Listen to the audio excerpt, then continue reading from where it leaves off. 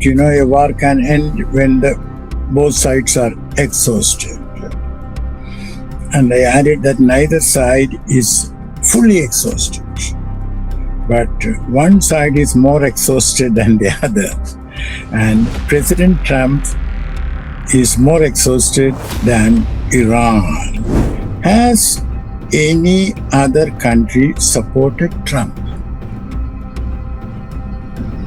Did NATO support? No country has supported Trump. Has any country supported Israel, or more precisely Netanyahu? Yes, India did, almost 100% to start with. Some people in India are rather upset that Pakistan is mediating. Let us wish that the mediation effort by Pakistan will succeed, because India also will benefit. We are in serious trouble.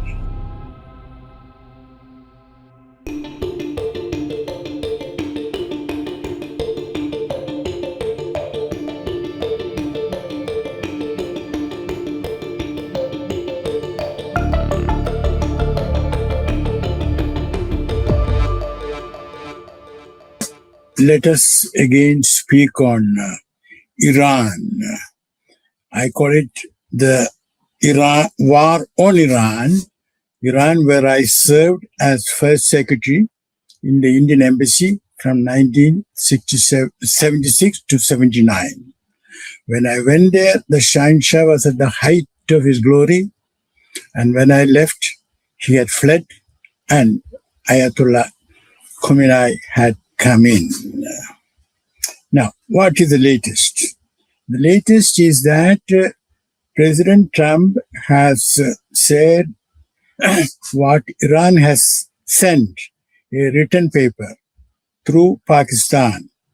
He finds it not acceptable, and he's even said it is rubbish, well, which is not a very diplomatic way of speaking. But that is what he has said, and that is his style. Now, another element of the latest is that President Trump is going to be meeting with the Chinese President Xi Jinping on the 14th of May. They will be there. They will be having the meetings on the 14th and 15th of May.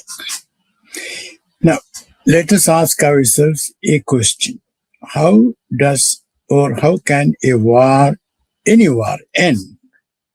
Well, there are a couple of ways. One, surrender by one belligerent. Well, we don't see any sign thereof. Second is compromise. Now, compromise can happen for more than one reason. One, both sides are exhausted, so they want to put an end to the war. The other is the belligerents have recognized the folly of the war, and they want to have a negotiated end to the war, give and take, diplomatically. Now, we do not know how this war is going to end. But we will come back to the meeting with Xi Jinping a little later. Now, let me put it this way. I mentioned earlier that, a war can end when both sides are exhausted. And I added that neither side is fully exhausted, but one side is more exhausted than the other.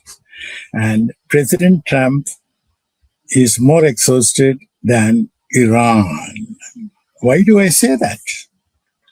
Well, a couple of reasons. One, the Pentagon stockpile of weapons is diminishing. Two, political support for the war has been coming down.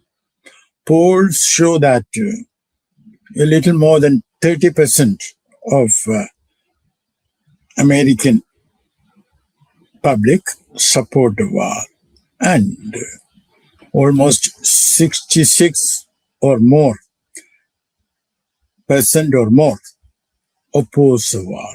They believe that their president is embarked on a foolish errand. Then, the US motorist, well, she or he has to pay a higher price at the pump. Inflation, because, goods are transported with diesel. So, though United States may not be importing petroleum or diesel or even crude, but the fact of the matter is that the hydrocarbon energy has a global market. So the price in America gets hiked up when there is a hiccup in the supply from the Gulf. So these are the factors. Now, the price of crude has gone up by more than 50%, and it can go up still higher. Some people say that it may go up to 150. Well, I doubt it, because if it goes up to 150, I don't expect President Trump not to do something about it. Now, let us ask a question. Has any other country supported Trump? Did NATO support? No country has supported Trump. Has any country supported Israel, or more precisely Netanyahu? Yes, India did, almost 100% to start with, though India is now slowly recalibrating its policy. We shall come to that a little later. But there is one country which has stood solidly with Netanyahu, and that is the United Arab Emirates. Now, to go back to NATO, why is it that NATO did not support President Trump's war on Iraq? Well, the ostensible reason given by them is that they were not consulted. Now, let's ask the question. Were they consulted before America sent in troops to attack Afghanistan in 2001? No. But the NATO countries, rushed in. They wanted to join. So, non-consultation is not a key factor. The key factor is that, imagine Germany, UK, France, and Italy, Netherlands, sending their navies to or near Strait of Hormuz. Obviously, they will have to work under an American admiral, correct? Otherwise, there will be chaos. Now, if that happens, it means it will be Trump who will be deciding when to end the war, how to end the war, or whether to end the war. And those countries that have sent in their army and navy would have no say in the matter. So that is the real reason why they have not done it. Now, let's look at the net impact of this war on Iran. NATO is unraveling.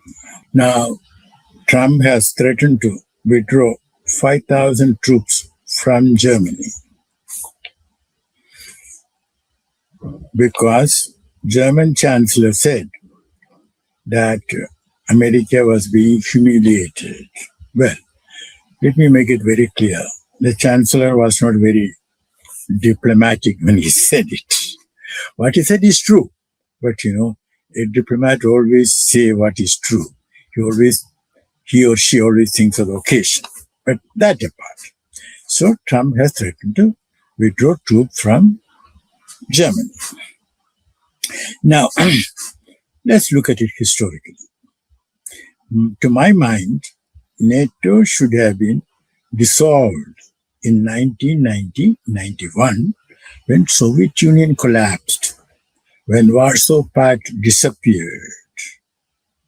Let's recall the words of the first Secretary General of NATO, Lord Ismay. He was born in India in 1887, 2 years before Jawaharlal Nehru. He was Chief of Staff of Churchill, Attlee, and later he was Chief of Staff of Lord Mountbatten when India's independence and partition occurred. So, Lord Ismay said, the purpose of the NATO was to keep the Russians out, the Americans in, and the Germans down. Now, with the disappearance of the Soviet Union and with Russia, which is technically the legal successor to the Soviet Union, holding on to all the nuclear weapons which the Soviet Union had, that Russia initially tried to have an understanding on security matters with the West, meaning America. America did not respond. And later, America wanted to expand the NATO, contrary the assurance given to Gorbachev that not even an inch towards the east. Now, why did they do that? Not because there was any real threat from Russia. They did it because the military-industrial complex, those who make money by making and selling weapons, they wanted no détente between Russia and the West. They wanted the state of hostilities, dormant or active, to continue. Well, that is that. Now, another impact, the GCC also is unraveling. The United Arab Emirates wants to have a big war with Iran. You know, it wants to see Iran demolished, bombed to smithereens by United States and Israel. Now, we have yet to get the verification, but the Wall Street Journal on 11th May reported that the UAE had attacked, I repeat, attacked Iran. The UAE attacked the Lavan, Lavan, island refinery. That was in early April, precisely when President Trump was talking about a ceasefire. Now, what did President Trump do? He endorsed UAE's action and suggested to the rest of the GCC to follow them. So, you know, President Trump's ceasefire and other proposals, especially when they are publicly announced, have to be taken with a pinch of salt. So then what happened? Saudi Arabia refused. In fact, MBS, Mohammed bin Salman, Crown Prince, told Trump that the Pentagon cannot use the bases in the kingdom for attacking Iran. Now, why did MBS say that? Is it because he has any special soft corner for Iran? No. MBS understands things better than the UAE, because if Iran is attacked again by Israel and the United States, Iran will focus its attacks on the GCC. In fact, Iran has enough drones and missiles to severely damage, even destroy the oil and gas facilities in the GCC. In fact, Aramco chief has already said that on the whole, 1 billion barrels of crude has been lost. You see, more than 835,000 barrels a day less have been produced during the month of April. Kuwait has not even exported anything, not even a barrel, in the month of April. So, that is where we are. Now, let me sort of say something about Pakistan's mediation. Some people in India are rather upset that Pakistan is mediating, and the Indian media are giving prominent coverage to a CNN report that some American officials are telling Trump that Pakistan cannot be trusted, that Pakistan might not have conveyed to Iran President Trump's displeasure in full measure. Now, let us dig in deeper. President Trump's displeasure he conveys in abundant measure through his public pronouncements. Did we not see earlier that he had said that the Iran's reply conveyed through Pakistan was, quote, rubbish, and that the ceasefire, he said, was on life support. So it is not correct to say that Pakistan has not been conveying in full measure President Trump's reactions. Secondly, the latest one is something in writing, which, so nothing was said by way of words. Now, why should some people in India get upset about it? I don't understand. Let us wish that the mediation effort by Pakistan will succeed, because India also will benefit. We are in serious trouble. I will come to it very shortly. But let me make another point about the Xi Jinping Trump visit on the 14th of May. They will have a good conversation, and they might agree on, a trade deal with China buying more soybean from American states dominated by the Republicans, something very important for Trump.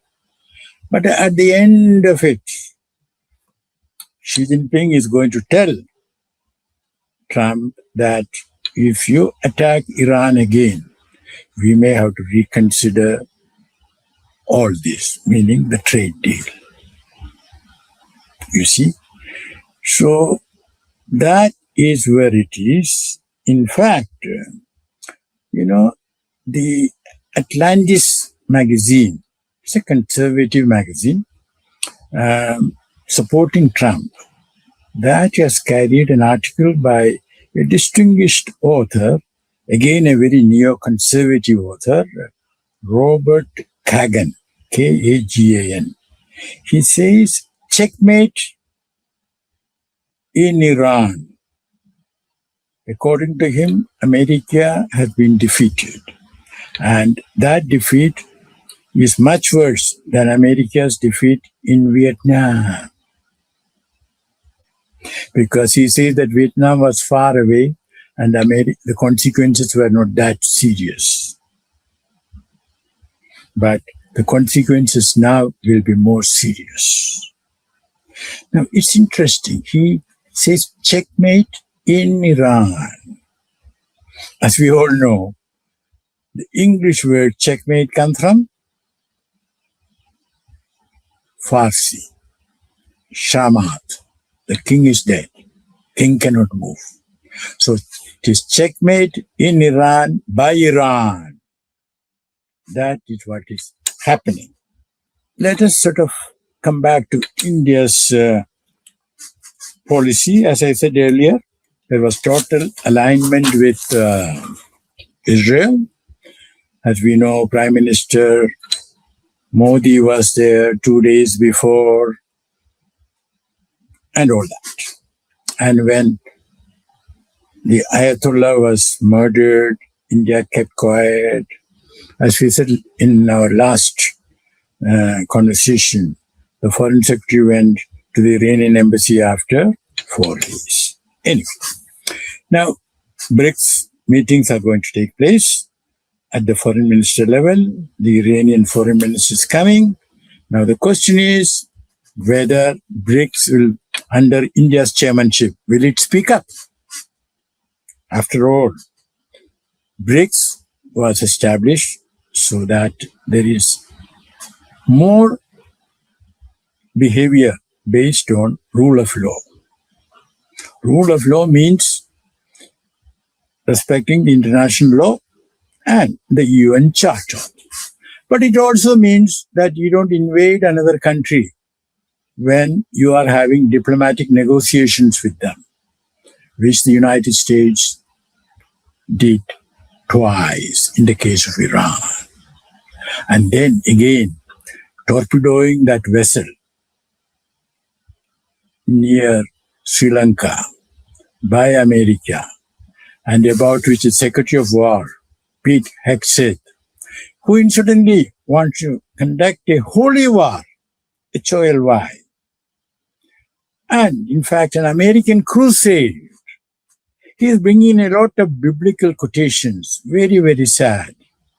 Is not Christ the Prince of Peace? And how can anyone invoke the Prince of Peace for justifying a war? Now, I just wanted to bring to your notice that, Trump walked into this war. You know what I mean? Without thinking through. I repeat, without thinking through, because Netanyahu sold the assessment made by Mossad that it will be a cakewalk. Well, it has not been a cakewalk, and Trump has been caught. Now that reminds me, you remember Trump complained the other day that Starmer was not Churchill.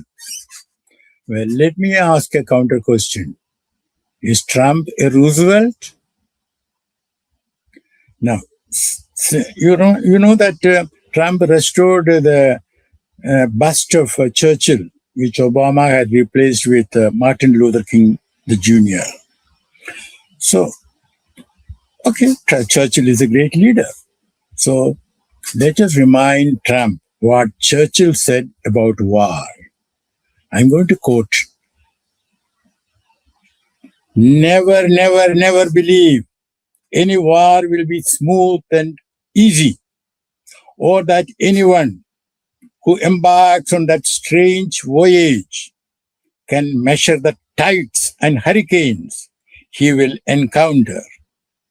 The statesman who yields to war fever must realize that once the signal is given, he is no longer the master of policy, but the slave of unforeseeable and uncontrollable events." Now, my question, Trump is building a ballroom. Has he got a library there? Is not a library more important than a ballroom? And the last point, the bust of Churchill was made by a British genius called Jacob Epstein. Now, not to be confused with Jeffrey Epstein, whose ghost is haunting the White House. Thank you, dear friends, for listening to me with attention. Always a privilege to talk to you.